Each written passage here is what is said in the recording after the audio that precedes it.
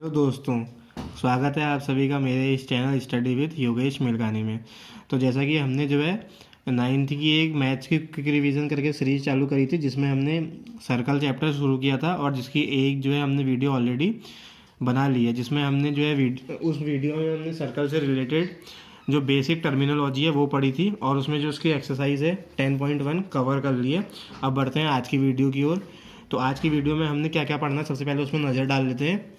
आज की वीडियो के की पॉइंट्स हैं angle subtended bye a cord at a point, कि कॉर्ड जो है एक एंगल जो सबटेंड करती है किसी भी पॉइंट पे, उसे क्या मतलब वो किस तरीके से डिटरमाइन करते हैं। देन फिर थ्योरम, आपकी चैप्टर में बहुत सारी 3-4 इंपॉर्टेंट थ्योरम है, उसको हमने बेसिक से एडवांस पूरा पढ़ना है। देन हमने उन थ्योरम पे बेस्ड किया है आपकी एक्सरसाइज है 10.2 और 10.3, उसे कवर अब करना है। अब बढ़ते हैं आज के मेन टॉपिक की ओर। सबसे पहला टॉपिक है angle subtended bye a cord at a point. तो इसको पढ़ने से पहले हम कुछ चीज़ों के बारे में और पढ़ते हैं। जैसे हमने सबसे पहले क्या लिया, माना एक हमने लाइन सेगमेंट लिया है पी क्यू। ये मैंने एक लाइन सेगमेंट लिया है जिसका नाम मैंने पी क्यू लिखा है, ये हमारा पी, ये पॉइंट हमारा क्यू। हमने एक अनदर पॉइंट आर लिया है जो क्या है इस पॉइंट से कहीं हट के है। फिर हमने क्या किया, इस पी को आर से और इस पी को आर को क्यू से इस तरीके से क्या कर दिया, मिला दिया है। तो हम ध्यान से देखेंगे कि हमारा यहाँ पर एक एंगल बन रहा है पी आर क्यू, ये वाला एंगल। तो हम इस एंगल को क्या पढ़ते हैं, तो हम इस एंगल को बोलते हैं angle P R Q is a angle subtended by the line segment P Q. मतलब ये जो एंगल बना है ये बेसिकली किस पे सबटेंड हुआ है, ये लाइन सेगमेंट पी क्यू में। तो इसको इस तरीके से पढ़ा जाता है। वैसे ही अब मैं सर्कल की बात करते हैं, तो एंगल सबटेंडेड बाय अ कॉर्ड क्या होता है, इस पे पढ़ते हैं। तो मैंने एक ही सर्कल ऑलरेडी बना रखा है। इस पर हमने सबसे पहले क्या करना है, मैं एक इसमें क्या खींचने चाह रहा हूँ, आपका एक कॉर्ड खींचने जा रहा हूँ। आपको पता है सर्कल के दो पॉइंट्स को कट करके जाने वाली जो लाइन सेगमेंट होती है वो क्या होती है, कॉर्ड होती है। तो मैंने एक कॉर्ड पी क्यू बना रखी है। देन अब मैं इसको 1 बाई 1 कुछ पॉइंटों से मिलाऊंगा। एक पॉइंट जैसे मैंने ऊपर ले रखा है, मतलब ये सेंटर ही है, ये बीच वाला क्या है, इसका सेंटर है जिसको हमने ओ मार्क किया हुआ है। एक पॉइंट आपका ऊपर मार्क करते हैं इस तरीके से, और एक पॉइंट हम नीचे लेते हैं, इसको हम नीचे ज्वाइन कर देते हैं। ये पॉइंट हमारा हो गया इस तरीके से। इस पॉइंट का नाम हम ऐसे रखते हैं, इस पॉइंट का नाम हम आपका आर रख देते हैं।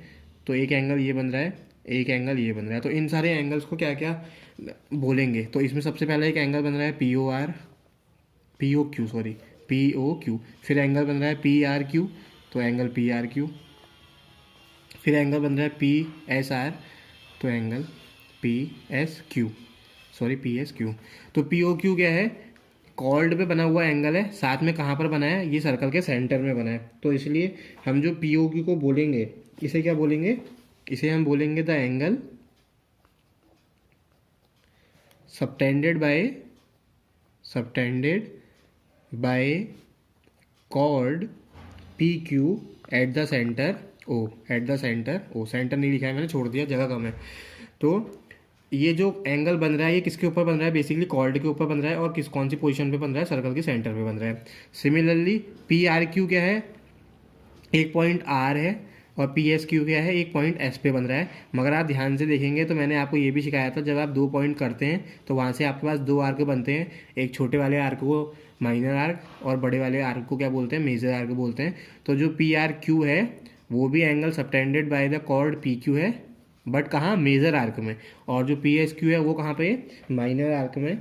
तो सिमिलरली आप क्या लिखेंगे, जो पी आर क्यू है वो आपका है angle subtended by P Q at point P. इसके लिए आप क्या लिखेंगे, एंगल सबटेंडेड बाय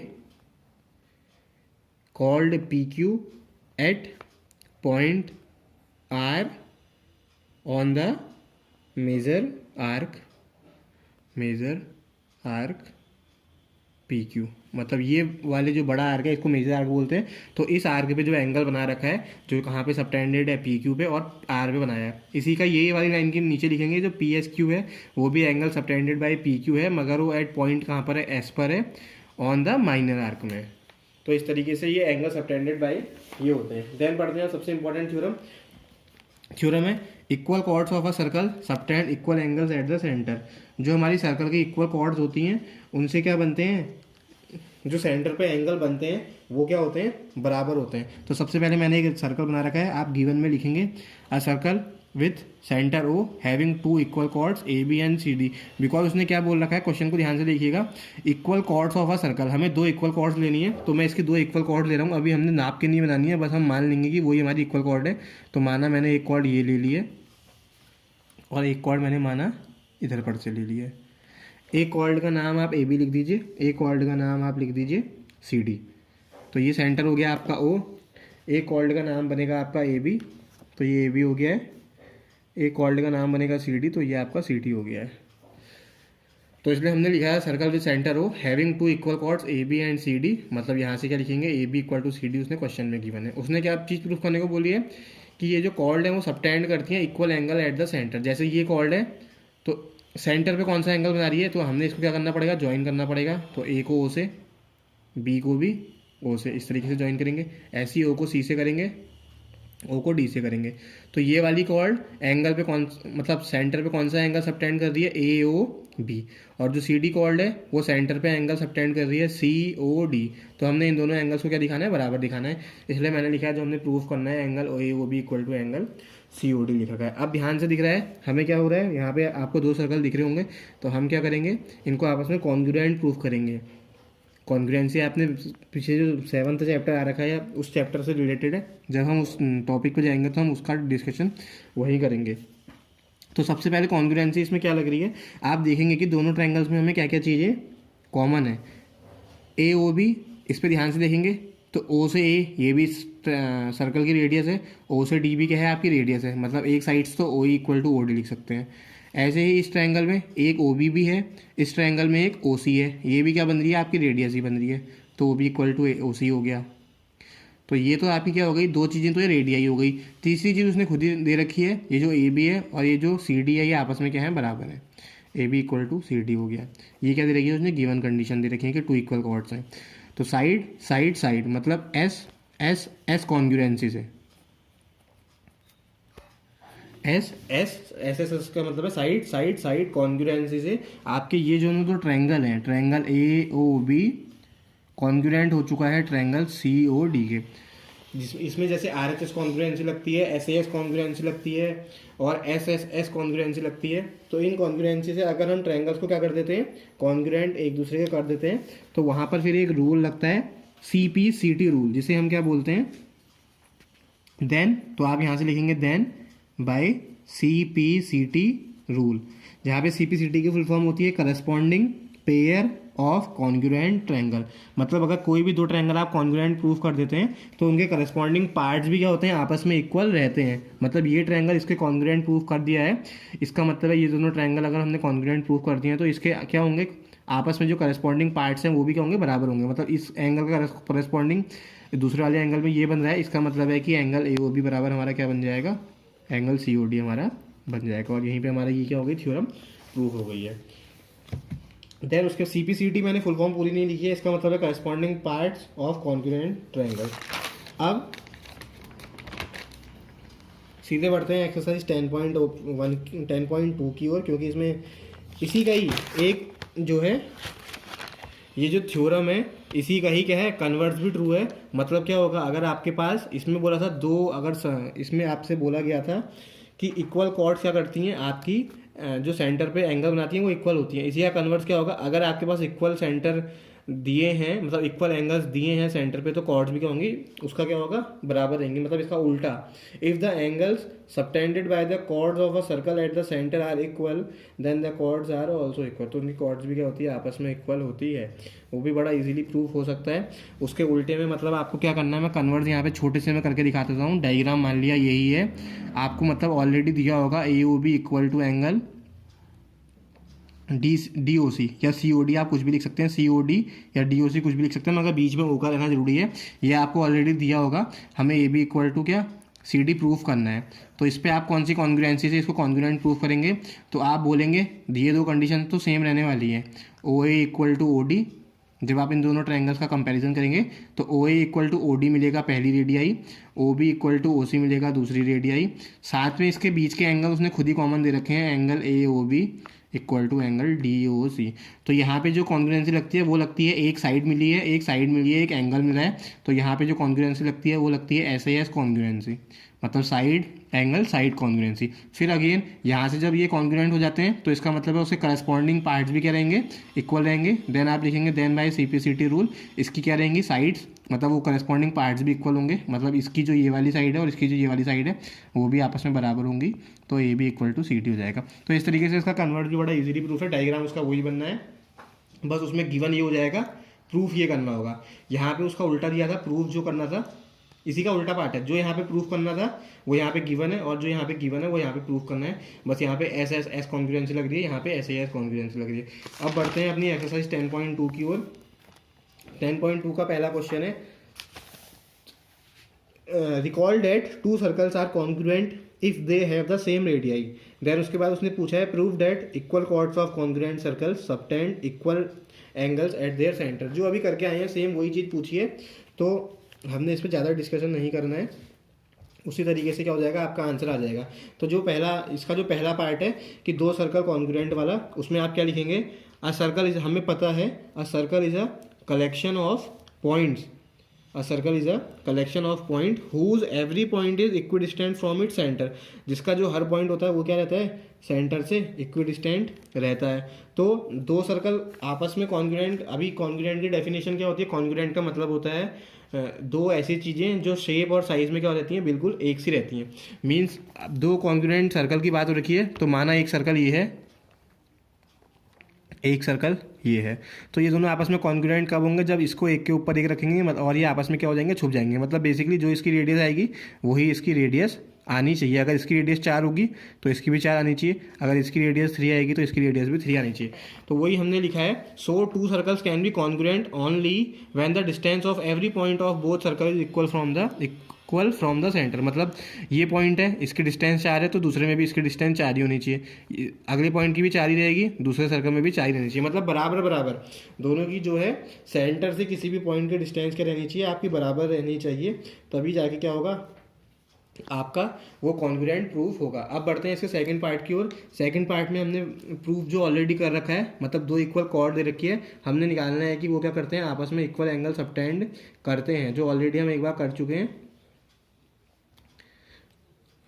तो इसके लिए मैंने एक सर्कल बना रखा है। सेकंड पार्ट के लिए क्या लिखेंगे, गिवन लिखेंगे आप two equal chord AB equal to CD, और साथ में ये भी लिखेंगे कि हमें एक सर्कल गिवन है। यहाँ पे आप ये लिख सकते हैं circle with centre O। Then आपने वही जो अभी मैं करा चुका हूँ, अब मैं फटाफट करवाऊंगा थोड़ा। दो कॉर्ड आपने ले ली, मान इसने दे रखा है एक कॉर्ड का नाम AB है, एक कॉर्ड का नाम CD है, ये AB और CD जो है बराबर दे रखी है। देन उसने बोल रखा है कि ये सेंटर पे क्या करती हैं, इक्वल एंगल सबटेंड करती हैं। तो आप इसको डैश डैश से ज्वाइन करिएगा, मैंने तो अभी कंप्लीट लाइन से ज्वाइन कर दिया है। तो हमको वही निकालना है कि ये एंगल क्या होगा, इस एंगल के बराबर होगा। सेम जो अभी करके आए हैं, इन दोनों ट्रायंगल को आपस में कॉन्ग्रुएंट प्रूफ करना है। एक बार इसकी ये रेडियस इस रेडियस के बराबर है, इसकी ये वाली रेडियस इसकी ये वाली रेडियस के बराबर है, और साथ में ये एंगल, और तीसरी AB इक्वल टू CD उसने खुद ही दी हुई है। तो वहाँ से आपका क्या होगा, सर्कल की तीनों साइड्स आपस में बराबर हो रही हैं, तो वहाँ से आप S कॉन्ग्रुएंसी लगाएंगे। देन आपके दोनों ट्रायंगल क्या हो जाएंगे, कॉन्ग्रुएंट हो जाएंगे, जहाँ पे कॉन्ग्रुएंट का साइन ये होता है जो मैंने ये बनाया है। देन वहाँ से आप लिखेंगे कि अगर कॉन्ग्रुएंट हो जाते हैं तो वहाँ पर हमारा एक रूल लगता है CP/CT का, जहाँ पे CP/CT का मतलब होता है corresponding parts of congruent triangles, तो वो भी आपस में बराबर होते हैं, इसलिए angle AOB equal to angle COD हो जाएगा। वही जो मैंने अभी थ्योरम कराई है उसी का क्वेश्चन बना के दे रखा है, और उसी का जो मैंने कन्वर्स करा रखा है, कन्वर्स ये दे रखा है कि दूसरा क्वेश्चन है, prove that if chords of a congruent circle subtend equal angles at their centre then their chords are equal. अगर वो क्या कर रहे हैं, सेंटर पे कोई भी सर्कल की दो कॉर्ड सेंटर पे अगर हमारे क्या कर रही है, इक्वल एंगल सबटेंड कर रही है, तो हमें क्या करना है, उनकी कॉर्ड को बराबर दिखाना है। जो मैंने पीछे आपको कन्वर्स बता रखा है, मतलब यही डायग्राम है, तो मैंने डायग्राम ऊपर वाले का ही जो डायग्राम अभी जो फर्स्ट क्वेश्चन में गया है वही डायग्राम रहने वाला है, जो पहले ऊपर वाले क्वेश्चन में गया था डायग्राम यही रहने वाला है। मतलब इस टाइम आपको angle AOB equal to angle COD given रहेगा, और आपको AB इक्वल टू CD के बराबर प्रूफ करना होगा, उसका उल्टा हो जाएगा। तो आइए प्रूफ देखते हैं उसका। हम लिखेंगे AOB और COD में वही दो तो रेडियस वाली प्रूफ है, जो रेडियस हो रही थी वो ऑलरेडी है, मगर यहाँ पे जो क्या दे रखा है, तीसरा एक हमें गिवन दे रखा है कि angle AOB equal to angle COD है, मतलब साइड ये वाला पोर्शन एंगल का, ये वाला पोर्शन साइड का, तो आपकी कौन सी कॉन्ग्रुएंसी लगेगी, साइड एंगल साइड की, वहाँ से आप सीपीसीटी से लिख देंगे कि A B equal to C T हो जाना है। देन हम पढ़ते हैं एक्सरसाइज, इसी के साथ आपकी जो है 10.2 खत्म हो गई है। अब हम आगे बढ़ते हैं अपनी एक थ्योरम है 10.3, वो भी इंपॉर्टेंट थ्योरम है। The perpendicular from the centre of the circle to the chord bisect the chord. हमने क्या प्रूफ करना है कि अगर एक सर्कल है, अब मैं एक रफ डायग्राम बना रहा हूँ सर्कल का, ये माना सर्कल है, ये इसका सेंटर ओ है, उसके बाद उसने बोल रखा है the perpendicular from the centre of a circle to the chord, मतलब एक कॉर्ड का होना जरूरी है, इसलिए मैं एक कॉर्ड भी दे रहा हूँ, इस कॉर्ड का नाम है ए बी लिख देता हूँ, इसका सेंटर मैंने ओ मान लिया है, तो इसलिए मैंने लिखा है circle with centre O having a chord A B, उसके पास कॉर्ड है ए बी। उसने फिर बोला है एक perpendicular from the centre to a circle to a chord bisect the chord, मतलब हमने यहाँ से क्या खींचना है, एक परपेंडिकुलर खींचना है। तो मैंने इस तरीके से एक कॉर्ड में हमारा परपेंडिकुलर खींच दिया, माना ये इस पे कहाँ पे मिला है, एम पॉइंट पे मिला है, तो हमने कंस्ट्रक्शन किया है परपेंडिकुलर फ्रॉम सेंटर ओ से हमने परपेंडिकुलर खींचा है टू कॉल्ड ए बी, कहाँ पे कॉल्ड ए बी में खींचा है, मतलब ओ एम इस परपेंडिकुलर टू ए बी हो जाएगा। अब ओ एम इस परपेंडिकुलर टू ए बी है, इसका मतलब है जो एंगल आपका ओ एम बी है वो भी 90 होगा, और जो एंगल ओ एम ए है वो भी क्या होगा, 90 होगा, मतलब ये दोनों क्या है, आपस में बराबर है, इसलिए मैंने ये कंडीशन लिखी है। हमने प्रूफ क्या करना था, हमने प्रूफ ये करना था कि जो परपेंडिकुलर है वो कॉर्ड को क्या करता है, बाइसेक्ट कर देता है। बाइसेक्ट का मतलब है कॉर्ड को दो बराबर हिस्सों में बांट देता है, मतलब वो परपेंडिकुलर था ये, मतलब इस पॉइंट पे क्या हो रहे हैं, ये कॉर्ड बाइसेक्ट होने का मतलब है कि यहाँ से यहाँ तक का जो पार्ट है और यहाँ से यहाँ तक का जो पार्ट है वो बराबर आना चाहिए। तो इसलिए मैंने टू प्रूफ में लिखा है perpendicular O M bisect the chord A B, जो परपेंडिकुलर ओ एम है वो क्या करेगा, बाइसेक्ट करेगा कॉर्ड ए बी को। तो इसलिए यहाँ से आपको प्रूफ करना है A M equal to M B. Again कुछ नहीं करना है, आपको कॉन्ग्रुएंसी लगानी है। आप क्या करेंगे, लिखेंगे हमने ज्वाइन किया है ओ ए और ओ बी को। जब आप ज्वाइन कर लेंगे तो आपको सबसे पहले क्या लिखना है, वही in triangle O M A and triangle O M B. साथ में ये भी देखना है कि ये राइट एंगल ट्रायंगल है, तो आप इसको इन राइट एंगल ट्रायंगल भी लिख सकते हैं। फिर आप सबसे पहले लिखेंगे इधर का ओ ए और इधर का ओ बी बराबर होने वाला है, O A equal to O B, O A equal to O B. Radius है, ध्यान से देखेंगे तो ये ओ ए रेडियस है, ओ बी भी रेडियस है, तो ये हमारी क्या बनने वाली है, रेडियाई बनने वाली है। देन उसके बाद क्या होगा, एक कॉमन साइड है, इस ट्रायंगल में भी ओ एम आएगा और इस ट्रायंगल में भी ओ एम आएगा, तो O M equal to O M क्या होगा, आपकी कॉमन साइड आ जाएगी। और एक तो ये गिवन कंडीशन हमारी परपेंडिकुलर खींचा है तो वहाँ से आ रही है कि angle O M A equal to angle O M B equal to 90 degree. तो फिर से वही, ये साइड वाला पोर्शन है, ये साइड वाला पोर्शन है, ये एंगल वाला पोर्शन है, तो आप लिखेंगे by S A S congruency. ध्यान रखना कॉन्ग्रुएंसी का नाम है एस ए एस, ऐसा नहीं कि इसको आगे पीछे कर देंगे। तो एस ए एस कॉन्ग्रुएंसी लग गई है, तो by S A S congruency this triangle is congruent to this triangle लिखेंगे आप। तो फिर लिखेंगे बाय सीपीसीटी रूल, इनके करस्पॉन्डिंग साइड्स भी क्या रहेंगे, इक्वल रहेंगे। इसका मतलब है इस ट्रायंगल का बेस है ए एम और इस ट्रायंगल का बेस है एम बी, वो भी आपस में क्या हो जाएंगे, बराबर हो जाएंगे। और जैसे ही आपका A M equal to M B आएगा, वहाँ से आपका जो प्रूफ करने वाला पार्ट था वो प्रूफ हो जाएगा कि जो परपेंडिकुलर ओ एम है वो बाइसेक्ट कर रहा है कॉर्ड ए बी को। ठीक है ना। अब इसी का दूसरा उल्टा प्रोसेस, इसी का converse, the line drawn through the centre of a circle to bisect a chord is perpendicular to the chord. मतलब ये फिर से अगेन एक सर्कल रफ डायग्राम बनाते हैं, एक उसका सेंटर मार्क करते हैं ओ, एक हम लेते हैं एक कॉर्ड ए बी। इस बार हमें बाइसेक्ट ऑलरेडी दिया हुआ है, हमने ये निकालना है कि ये जो हमने ऊपर से खींचा हुआ है ये परपेंडिकुलर होगा, अभी दिया नहीं है, हमने खुद निकालना है। ठीक है ना। अगेन वही करेंगे, ज्वाइन कर देंगे। आप लिखेंगे a circle with centre O having chord A B, हमारे पास था। कंस्ट्रक्शन हमने किया है O is join to the mid point of M. O को हमने क्या किया है, हम आप पहले से ही लेके बैठे हैं कि एम क्या है, इस ए बी का मिड पॉइंट है, क्योंकि उसने बोला है आपको ऐसा लाइन ड्रॉ करनी है जो ए बी को क्या कर देती है, बाइसेक्ट कर देती है। बाइसेक्ट कर देती है मतलब वो उसको क्या करेगी, दो पार्ट्स में डिवाइड कर देगी। तो यहाँ पे बाइसेक्ट होगा, इसका मतलब है कि एम क्या होगा, इस लाइन का मिड पॉइंट होगा, तभी दो बराबर हिस्सों में बांटेगी। तो A M equal to M B, यहाँ से इस बार ये वाली कंडीशन दी हुई है, जैसे ऊपर एंगल गिवन थे, आपको A M equal to M B निकालना था। अब A M equal to M B given है, आपको 90, आपको क्या निकालना है, ये 90 बन रहे हैं। अगेन तो आप क्या लिखेंगे, to prove O M is perpendicular to A B, हमें तो ये प्रूफ करना है कि ओ एम ए बी के परपेंडिकुलर है, तो आप ये प्रूफ करेंगे। फिर आप लिखेंगे join O A and O B, ये मैंने लिखा है join O A and O B. Again ये दोनों ट्रायंगल्स लेंगे आप, in right angle triangle O M A and in right angle triangle O M B. वही O A equal to O B radius, common side O M equal to O M, ये लिखा हुआ है। तीसरी side खुद given है A B equal to M B, ये given है इस बार। तो मतलब क्या हो गया, तीन साइड वाली कंडीशन आ रही है, साइड साइड साइड जो कॉन्ग्रुएंसी लगेगी वो क्या होगा, by S S S congruency triangle O M A is congruent to triangle O M B. अभी कॉन्ग्रुएंट हो जाएंगे, इसका मतलब है इनके क्या होंगे, करस्पॉन्डिंग पार्ट्स भी इक्वल होंगे, करस्पॉन्डिंग एंगल्स भी इक्वल होंगे।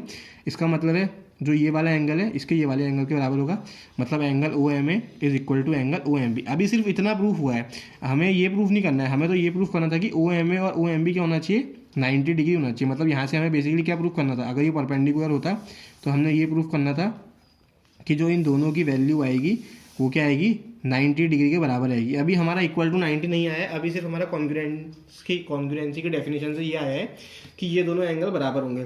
अब जब आप ध्यान से देखेंगे जो ये लाइन है ए एम बी, ये पूरी की पूरी क्या है, एक लीनियर लाइन है, और आपको पता है लीनियर लाइन का एंगल कितना होता है, 180 के बराबर होता है।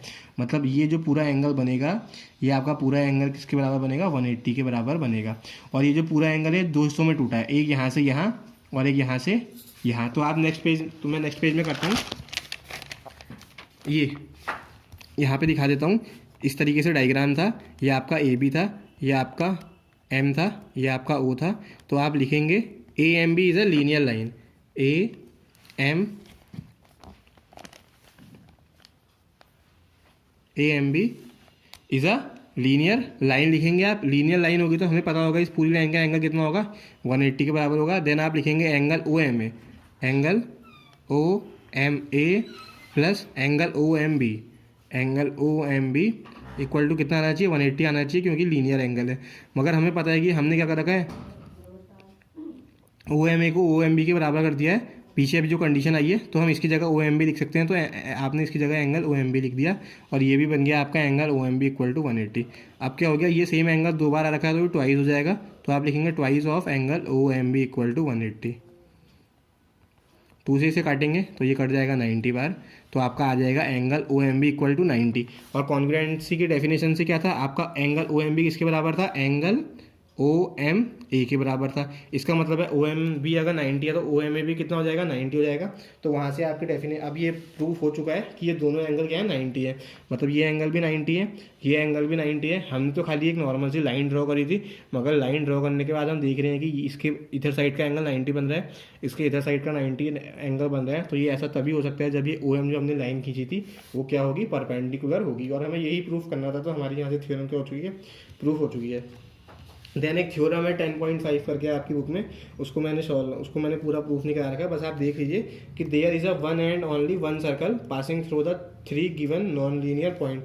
अगर आप कोई से भी 3 नॉन लीनियर पॉइंट लेते हैं, थ्योरम क्या है कि सिर्फ और सिर्फ एक ही सर्कल पास होगा 3 पॉइंट से, जो 3 पॉइंट्स क्या होंगे, नॉन लीनियर होंगे। नॉन कोलीनियर पॉइंट्स का मतलब है, कोलीनियर का मतलब होता है एक लाइन में आने वाले, नॉन कोलीनियर का मतलब है ऐसे पॉइंट जो एक लाइन में नहीं आ रहे, मतलब ऊपर नीचे आएंगे।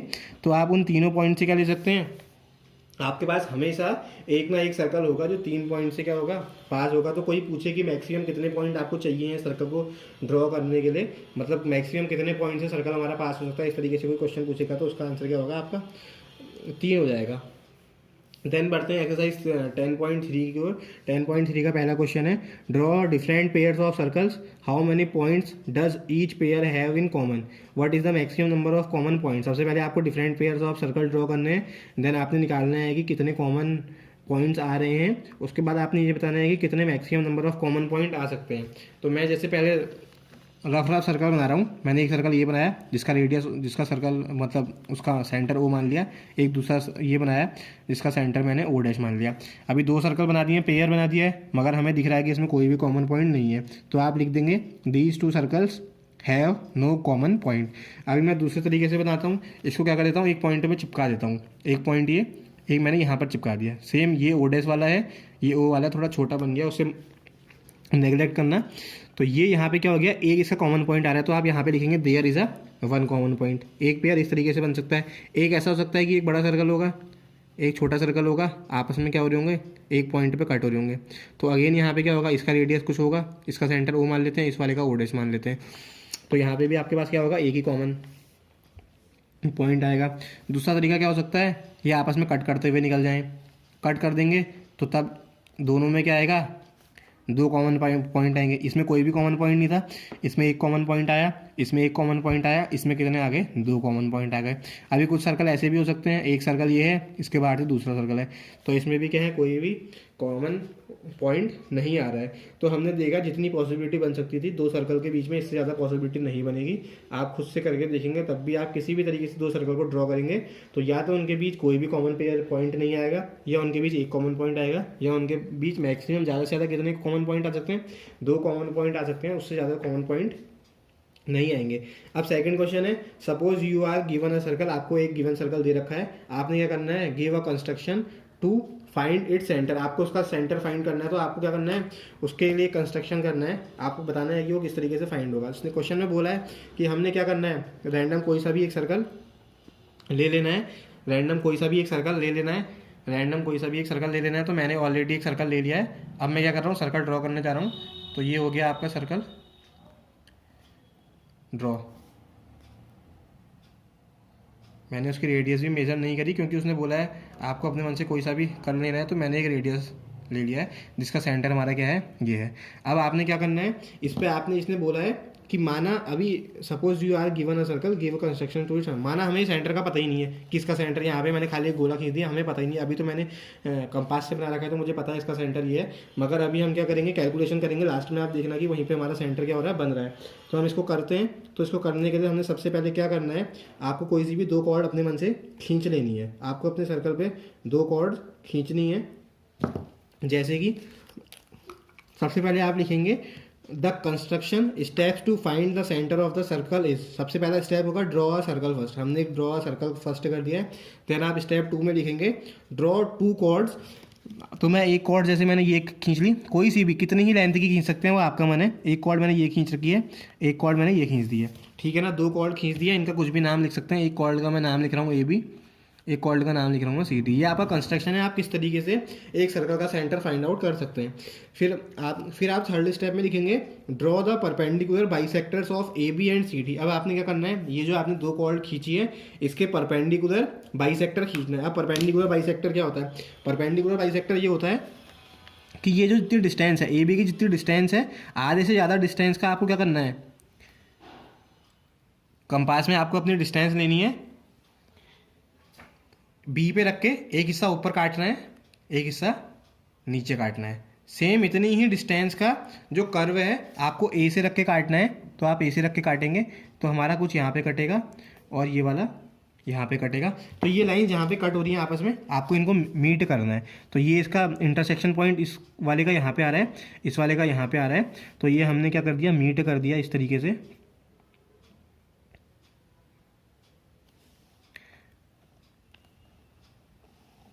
ये तो ये AB का क्या है, परपेंडिकुलर बाइसेक्टर है। इसी तरीके से आपको CD का भी करना है। CD जितनी लंबी ले रखी है उससे आधे से ज़्यादा डिस्टेंस का एक कर्व लेना है आपको, एक बार C पे रख के ऊपर नीचे कट करना है, मैं इसे यहाँ पे कट कर दे रहा हूँ, और एक बार D पे रख के ऊपर नीचे, उतने ही, आपको ये नहीं कि कंपास आगे पीछे करना है, उतने का ही, मैं बिल्कुल कंपास का मुँह चेंज नहीं कर रहा हूँ, एक ऊपर एक नीचे। तो आपको एक पॉइंट ये मिल चुका है, आपको एक पॉइंट ये मिल चुका है। तो आप इन दोनों पॉइंट्स को ज्वाइन करेंगे।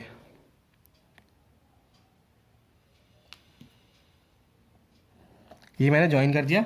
अब खुद ही देखिए, जो AB का बाइसेक्टर था, जो CD का बाइसेक्टर था, उन दोनों ने आपस में कट किया है एक पॉइंट पे, और वही पॉइंट आपका क्या है, सेंटर बनने को तैयार है। ये वाला पॉइंट जो ऑलरेडी हमारा वो सेंटर पहले से पता था, हमें पता था कि वो कंपास से बनाया, तो सेंटर हमें ऑलरेडी पता था।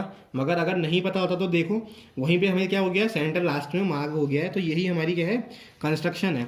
तो स्टेप जो 4th लिखेंगे, स्टेप 4 आप लिखेंगे connect the 2 perpendicular bisector at a point. आप क्या करें, दोनों परपेंडिकुलर बाइसेक्ट को कनेक्ट करें, वो एक पॉइंट पे कनेक्ट होंगे। This intersection point of the 2 perpendicular bisector is the centre of the circle. ये जो आपका क्या मिल रहा है, परपेंडिकुलर बाइसेक्टर मिल रहा है, मतलब परपेंडिकुलर बाइसेक्टर जहाँ पे आपस में क्या कर रहे हैं, कट कर रहे हैं, वही इंटरसेक्शन पॉइंट आपका क्या हो जाएगा, सर्कल हो जाएगा। मैं यहाँ पे स्टेप डाल दूंगा एक फ़ोटो के लिए, आप उस पर स्टेप क्या कर सकते हैं, देख सकते हैं। अब जो एक क्वेश्चन और बचा है वो हम क्या करेंगे, नेक्स्ट वीडियो की स्टार्टिंग में कर लेंगे, क्योंकि वीडियो बहुत लंबी हो चुकी है। अब मिलेंगे अपनी नेक्स्ट एक्सरसाइज में, तब तक के लिए बाय बाय।